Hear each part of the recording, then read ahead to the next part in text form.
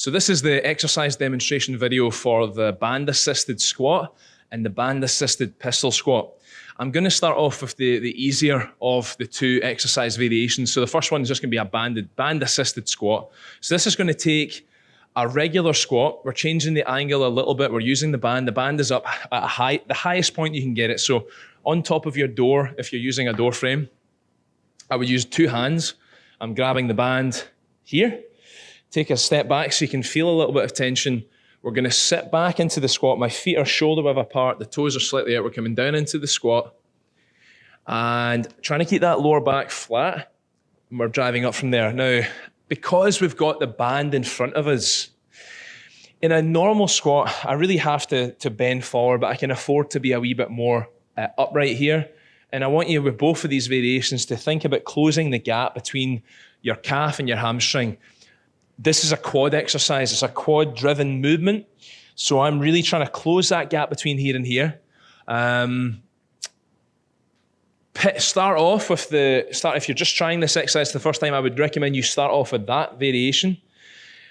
As you move down in terms of tension, so you would move from this being the thicker band to a slightly thinner one, a slightly thinner one, a slightly thinner one. And if you're managing your sets with this, I would then progress on to the pistol squat. We would go back to the green band. Now the pistol squat, a little bit different. So I'm going to take a small step back. I want to try and keep my arms straight. So arms are straight, we're gripping the band there. I'm going to step back a little bit. I'm going to lift up. So I'm balancing on one leg. Now, this leg straight out in front, I'm going to think about keeping my knee over the toes or even slightly out to the outside. Back is straight, we come down. With control, arms are extended, arms are straight, push down through the floor, up from there.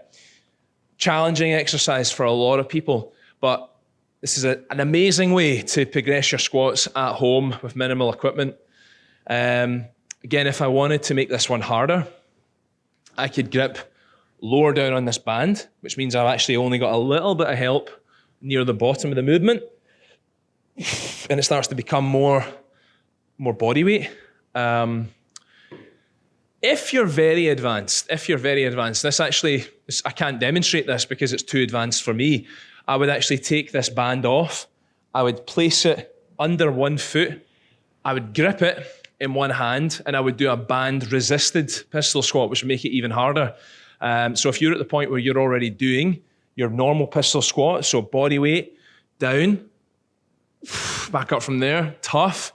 You want to make it even harder, we could take the band in. So you've got the progression there. You've got the normal band squat, band's here, you're doing a squat. Band pistol squat, band resisted squat. I hope that helps. I think I've covered just about everything. One last point I would make. I've got some clients that are not ready to progress to this movement. It takes several months sometimes for someone to get ready for the pistol squat. Don't do it badly. Don't just force yourself to do the pistol squat because it's the more advanced movement and you want to do it.